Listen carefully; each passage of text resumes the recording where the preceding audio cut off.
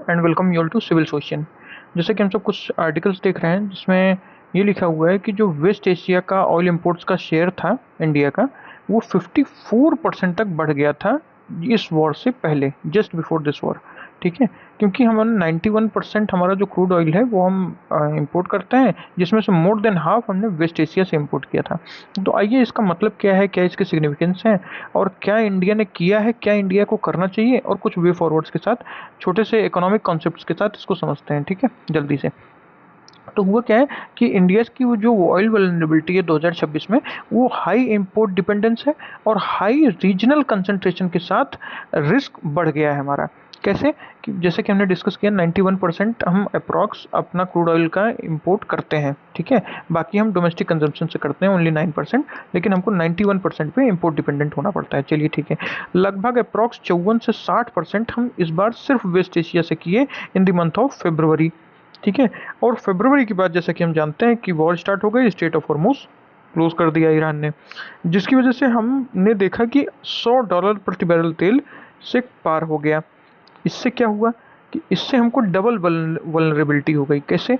हमारा high import dependence जो 91% का था वो वेस्ट एशिया से तो आ ही रहा था, उसके बाद जो रीजनल कंसंट्रेशन हमने कर दिया कि सिर्फ वेस्ट एशिया से ही लगभग 60% से ज़्यादा हमने कर दिया, और अदर्स के पास सिर्फ अपना 40 से 46% ही रखा, जिससे हम बहुत ज़्यादा हाई रिस्क जोन में चले गए। और हाई ऑयल प्राइसेस के सर्ज करते ही हमको बहुत ज़्यादा वल्नरेबिलिटी का सामना करना पड़ा। ठीक है, तो अच्छा, फिर क्या हुआ? फिर भाई हुआ क्या कि जो डिपेंडेंस थी वेस्ट एशिया पे, वो हैविली होने के नाते जोग्राफिकल इकोनॉमिक्स और एनर्जी सिक्योरिटी की वजह से हम ऐसा करते हैं। जैसे मतलब कि भाई ऐसा क्या ज़रूरी था कि तुम वेस्ट एशिया से ही ऑयल मंगा रहे थे, कहीं और से मंगा लेते। तो होता क्या है कि जो वेस्ट एशिया है वो हमको जोग्राफिकली बहुत प्रॉक्सिमिटी है हमारी इसके साथ, बहुत सहजता होती है इसके साथ हमको ऑयल मंगाने में, क्योंकि बहुत करीब है, हम तुरंत शिपमेंट मंगा सकते हैं। ठीक है, इसीलिए एक मैप भी रख दिया मैंने ताकि आसानी से समझ सकें। तो हम जल्दी से अपनी जो ऑयल शिपमेंट्स हैं वो यहाँ से मंगा सकते हैं, बजाय इसके कि हम रसिया से मंगाएंगे तो बहुत टाइम लगता है, यूएसए तो बहुत ज़्यादा टाइम लग जाता है। तो हम यहाँ से बहुत आसानी से मंगा सकते हैं। चलिए ठीक है, हिस्टोरिकल ट्रेड टाइज हमारे रहे हैं कि भाई हम सदियों से इनसे ऑयल ट्रेड ये सब करते रहे हैं, तो हम बहुत आसानी से, हमारा कल्चरल इन्फ्लुएंस भी है जिसकी वजह से हमको बहुत सहज पड़ता है। फिर लॉन्ग टर्म कॉन्ट्रैक्ट्स ये हमको देते हैं, भाई रसिया 1 साल 2 साल इतना ही कॉन्ट्रैक्ट है, यूएसए सेम हो गया, बट इनके लॉन्ग टर्म 10 साल का हम कॉन्ट्रैक्ट करते हैं इनसे, लॉन्ग टर्म कॉन्ट्रैक्ट होता है इनसे। फिर रिफाइनरी कन्फिग्रेशन, जो हमारी ऑयल रिफाइनरीज हैं वो जो कच्चा तेल ये सब प्रोड्यूस करते हैं वेस्ट एशियन कंट्रीज, उसके लिए बहुत सूटेबल है। तो इसलिए हमको भी ये बहुत सूट करता है कि ऑयल यहाँ से आए। ये हो गया। फिर एनर्जी डिमांड ग्रोथ, ऑब्वियसली हमारी एनर्जी डिमांड ग्रोथ इस समय इतनी ज़्यादा है कि हमको अल्टरनेटिव रूट्स पे वेस्ट एशिया सबसे ज़्यादा सूट करता है, क्योंकि हम थर्ड लार्जेस्ट ऑयल कंज्यूमर है। इतनी सारी दिक्कतें हैं हमारे साथ, इतना जान लीजिए। और प्रॉक्सिमिटी, रिलायबिलिटी और वैल्यू देखते हुए हमने क्या किया कि वेस्ट एशिया से अपना हैवी इंपोर्ट शुरू कर दिया। फिर इकोनॉमिक लॉजिक लॉजिक तो है ही है कि हमको फ्लेक्सिबिलिटी ऑफ पेमेंट मिल जाता है यहाँ से। जैसे ईरान के साथ अगर हम ट्रेड करें अभी, तो हम पेट्रोल लेंगे और उसके बदले में हम इनको राइस दे देंगे। तो अभी कई सारे आर्टिकल्स आप ये भी देख रहे होंगे कि ऑयल और राइस का बार्टर ट्रेड हम दोबारा ईरान से चालू कर सकते हैं इसी वॉर के दौरान। तो ऐसा भी हो सकता है। ठीक है, तो ये हमको फ्लेक्सिबिलिटी ऑफ पेमेंट देता है। फिर स्टेबल सप्लाई, क्योंकि हम हिस्टोरिकली यहाँ से सप्लाई लेते रहे हैं, तो ये हमको बहुत स्टेबल सप्लाई पड़ती है कि और कहीं से मंगाएंगे, 1 साल 2 साल के लिए मंगाए फिर कहीं और हो गए, तो ये हमको ज़्यादा रिलायबल पड़ता है कि नहीं भाई 10 साल से हम तक यहाँ पे कॉन्ट्रैक्ट कर लो, अपना आता रहेगा, टेंशन फ्री रहेंगे। एंड ऑब्वियसली कॉम्पिटिटिव प्राइसिंग में ये हमारा बेंचमार्क सेट होता है कि यहाँ से जितना प्राइसिंग है उतने में ही थोड़ा बहुत इंपोर्ट कॉस्ट में आ जाएगा, क्योंकि ये हमसे पास पड़ता है, तो ज़्यादा शिपिंग रूट भी, हमको शिपिंग का भी चार्जेस कम देने पड़ते हैं। तो इतनी सारी वजहों की का कारण है कि हम यहाँ पे अपना इंपोर्ट डिपेंडेंस लगभग इतना ज़्यादा शिफ्ट कर दिए थे। अच्छा, फिर उससे हुआ क्या कि भाई सप्लाई शॉक आ गया हमको। जैसे ही ईरान वॉर चालू हुआ, क्योंकि ये 20 से 30% पूरा ग्लोबल ऑयल ट्रेड का ये स्ट्रेट ऑफ हॉर्मुज कंट्रोल करता है, तो सप्लाई शॉक आ गया, जिससे शिपिंग डिलेज होने लगे। भाई जैसे ही ईरान वॉर का इम्पैक्ट जो हुआ वो यही तो हुआ कि भाई शिपिंग डिलेज होने लगे। फिर सप्लाई शॉर्टेजेस हो गई, भाई जितनी सप्लाई आनी चाहिए थी वो नहीं आ पाई, जिसकी वजह से प्राइस राइज करके। और इसीलिए ये जो द गार्डियन का एक आर्टिकल छपा, और द गार्डियन ने छापा इसको बाकायदा, कि ये जो क्राइसिस आया भारत देश के लिए, वो जो 1973 और 1979, 1973 जैसा हम जानते हैं क्यूबन मिसाइल क्राइसिस आ गया था, ठीक है। क्यूबन मिसाइल क्राइसिस जिनको नहीं पता है, हम एक वीडियो अलग से बना लेंगे इस पर। तो क्यूबन मिसाइल क्राइसिस आ गया था, जो यूएसए है उसके जस्ट बगल में। तो उसकी वजह से ये ऑयल उस समय ऑयल शॉक आया था। 1979 में, जैसा कि हम सब जानते हैं, यूएसएसआर ने अफगानिस्तान को इन्वेड कर दिया था, उसके बाद यूएसए उसके बचाव में उतरा था। तो उसकी वजह से मिडिल ईस्ट का जो ऑयल क्राइसिस आया था वो आ गया था। तो गार्डियन के मुताबिक ये उससे भी वर्स है इंडिया के लिए, क्योंकि हमने क्या किया था कि इतना ज़्यादा अपना डिपेंडेंस यहाँ पे बना के रखा था, जिसकी वजह से इन तीनों शॉक्स की वजह से हमको बहुत ज़्यादा हमारी सप्लाई डिस्ट्रप्शन आ चुका है, और हम बहुत ज़्यादा शॉक में है इस समय। हमारा बहुत ज़्यादा क्रूड ऑयल कंजर्व हो चुका है। फिर क्या हो गया, जो इम्पोर्ट रिस्क एम्प्लीफिकेशन हो गया हमारे साथ, क्योंकि हमने मोर देन 50% जो ऑयल इम्पोर्ट था वो वेस्ट एशिया से कर दिया था, जिसकी वजह से high concentration, high vulnerability. Obviously हम जब सारे एग्स अपने एक ही बास्केट में रखेंगे तो हमको खतरा ज़्यादा होगा, जिसकी वजह से जो रिफाइनरी नीड है उसका वॉल्यूम ये बहुत ज़्यादा कम हो गया। हम प्राइस एडवांटेज और सप्लाई रिलायबिलिटी की वजह से वहाँ पे भाग तो रहे थे, बट दिक्कत क्या हुई कि high dependence, no quick alternative, जिसकी वजह से high risk, high stakes. Basically कुल मिला के हमने ये काम जो हमने सारे एक अपने एक ही बास्केट में रखे, उसकी वजह से ये हाई वनरेबिलिटी कॉस्ट हमको पे करना पड़ रहा है।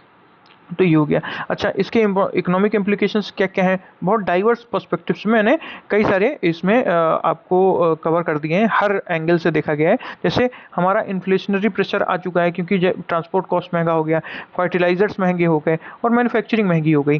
तो ट्रांसपोर्ट की वजह से हर दाम, सबका दाम बढ़ने लगा है, ठीक है। फर्टिलाइजर्स की वजह से एग्रीकल्चर, एंड मैन्युफैक्चरिंग की वजह से कोई भी छोटी से छोटी लॉजिस्टिक्स कॉस्ट हमारी बढ़ने लगी है। That's why it is said कि जो है ₹10 भी अगर क्रूड ऑयल में बढ़ता है तो 0.5% का हमको जीडीपी लॉस होता है।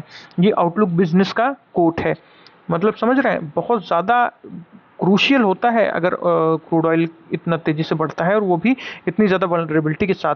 फिर करेंसी डिप्रिसिएशन हो ही रहा है भाई, क्योंकि हम डॉलर ज़्यादा पे कर रहे हैं, रुपये की वैल्यू एकदम कम होती चली जा रही है, क्योंकि ऑब्वियसली डॉलर की डिमांड बढ़ गई, रुपये की डिमांड कम हो गई।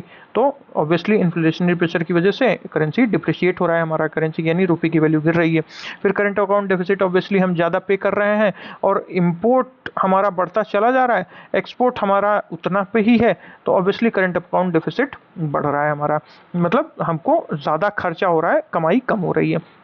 फिर industrial impact, obviously petrochemicals, fertilizers, जब ये जो ट्रांसपोर्ट सेक्टर है, एलएनजी डिस्ट्रप्शन हो गया है, पावर शॉर्टेजेस हो गए, जिसकी वजह से गार्डियन ने ही लिखा था कि बहुत ज़्यादा हमारा जो इंडस्ट्रियल एफिशिएंसी है इसको बहुत ज़्यादा कम कर दिया है इसने।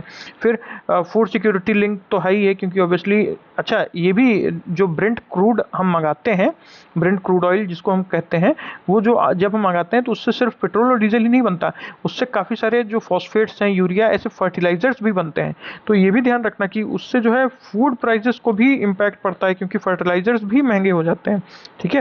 एंड ऑब्वियसली एविएशन और लॉजिस्टिक्स कॉस्ट तो बढ़ ही रहा है, क्योंकि जब फ्यूल के प्राइसेस बढ़ेंगे तो टिकट के प्राइसेस बढ़ेंगे, और ट्रेड हमारा बहुत कम हो जाएगा।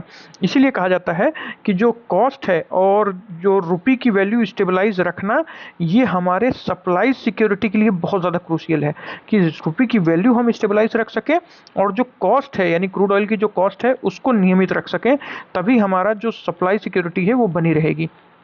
खैर आगे चलते हैं। अच्छा, स्ट्रेटजिक जियो पॉलिटिकल इम्प्लीकेशंस भी इसके आ चुके हैं, जैसे कि भाई हमारा जो स्ट्रेटजिक वल्नरेबिलिटी है, ईरान, गल्फ कंट्रीज़ और यूएस के प्रेशर की वजह से हम बहुत ज़्यादा ईरान से ट्रेड नहीं कर सकते, और कुछ गल्फ कंट्रीज़ ऐसी हैं जिन पे यूएस ने प्रेशर बना रखा है। मतलब काफ़ी ज़्यादा ग्लोबल अनसर्टेनिटीज़ भी हैं हमारे पास, तो बहुत ज़्यादा हम खुल के अपने आप को डाइवर्सिफाई भी नहीं कर सकते। हालांकि फिर भी इंडिया ने काफ़ी चीज़ें की हैं जो अभी हम डिस्कस करेंगे इंडिया के रिस्पॉन्स में।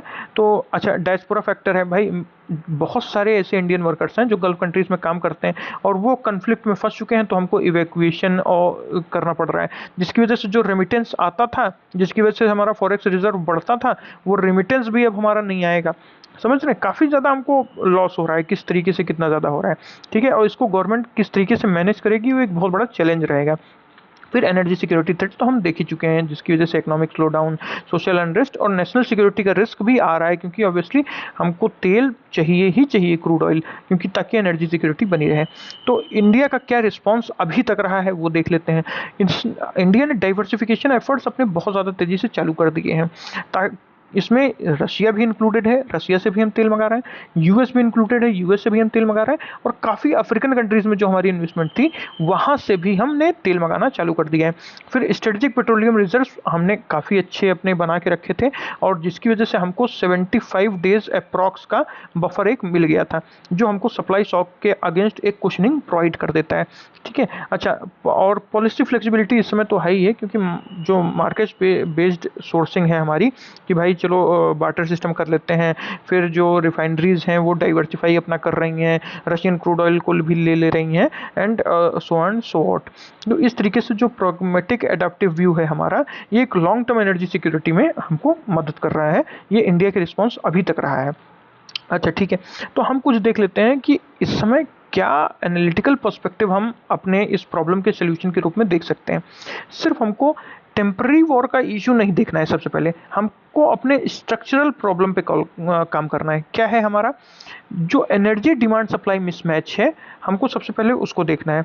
और इसलिए जो हमारा डोमेस्टिक रिजर्व है, जिसमें हम लैग करते हैं, सिर्फ 75 डेज का है, और चाइना लगभग 150 दिन का, लगभग हमसे दुगना 150 दिन का जो रिजर्व बना के बैठा है, हमको लगभग उसके पास पहुंचना है, क्योंकि ऑब्वियसली हमारी जो जनसंख्या है वो चाइना से ज़्यादा हो चुकी है अकॉर्डिंग टू यूएन रिपोर्ट्स। ठीक है, तो हमको लगभग 150 तो पहुंचना ही पहुंचना है। ठीक है, डोमेस्टिक रिजर्व्स पे। फिर एनर्जी ट्रैप हम फंस गए। कैसे? High growth, high energy demand, क्योंकि भाई इंडिया को ग्रो करना है तो एनर्जी डिमांड तो बहुत हाई रहेगी। फिर अगर हाई एनर्जी डिमांड है तो हमको हाई इंपोर्ट्स करने पड़ेंगे क्रूड ऑयल के।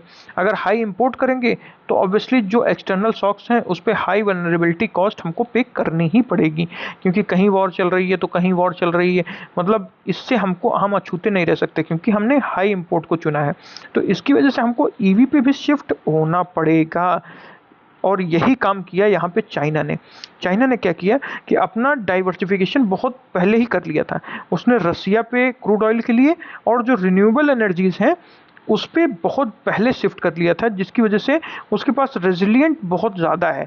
इस वॉर का बहुत ज़्यादा इम्पैक्ट चाइना पे देखने को नहीं मिला, इसके ऊपर मैं एक पहले से ही वीडियो बना चुका हूँ, आप उसको देख सकते हैं। अच्छा, इंडिया स्टिल इम्पोर्ट हैविली, ठीक है, आई एम वेरी सॉरी, इस इंडिया जो है अब भी बहुत ज़्यादा हैविली इंपोर्ट करता है अपने क्रूड ऑयल्स को, इसीलिए इंडिया वल्नरेबल भी है अभी तक चाइना की अपेक्षा। ठीक है, इसलिए हमको अपने स्ट्रक्चरल प्रॉब्लम्स पे काम करना पड़ेगा। अच्छा, वो कैसे करेंगे?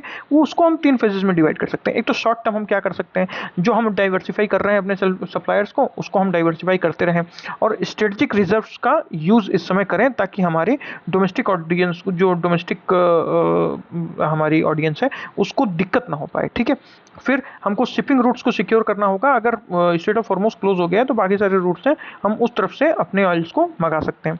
ये तो हो गया, चलिए शॉर्ट टर्म। ठीक है, मीडियम टर्म हमको क्या करना होगा, हमको जो रिफाइनरी की जो हमारी रिफाइनरीज हैं उनकी जो फ्लेक्सिबिलिटी है उसको बढ़ानी होगी। कैसे?